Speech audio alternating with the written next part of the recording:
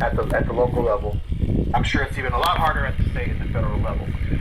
So the fact that it hasn't scaled to be like multiple cities across the United States doesn't bother me, because I know we are contending with decades of our profession being rooted in desk-bound technocratic practice.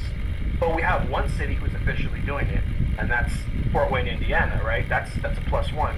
At LA County, when I created it, I was doing it without permission, but I was doing it, and that gave us a sign that it could be done. So the fact that it hasn't grown across a bunch of cities, I say let's not be deterred by that. This local government is probably going to be the slowest to adapt, because they're out of the three major sectors, public, private, and nonprofit. They're really the slowest to innovate. You have a lot more innovation and daring in the nonprofit and the private sector, and that's where we've seen more growth. We've seen more nonprofits take on embedded planning officially, and we've seen private firms reach out and say we're going to start doing this now as part of our services. So Jackson, it's minimal, but we have momentum, and I'd love to tell you about at some point, either now or later. But I got hard blowback from LA County management, because when the new management came in and they found out about embedded planning, they straight up told me, we don't like what you're doing. So that's another facet of it. You know, you may have city government who's just openly hostile to this kind of approach. No wonder why it's slow to innovate. But yeah, I'll pause there and see if anyone else, Jackson or anybody else, has any thoughts on that.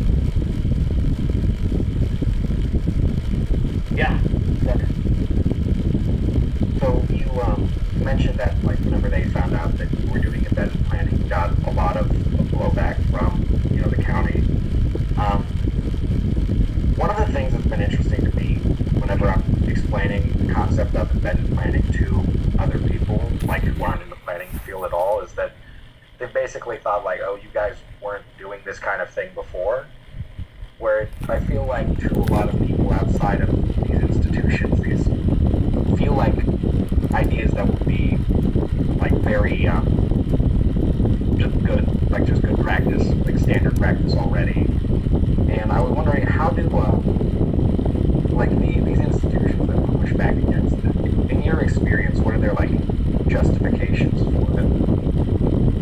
Thank you. And the truth is, we were doing forms of this before, because embedded planning does drop from existing models, right? Community organizing is one of the foundations of embedded planning. Being a social worker on the ground, where you do the work at the street level, doing inspection type of work.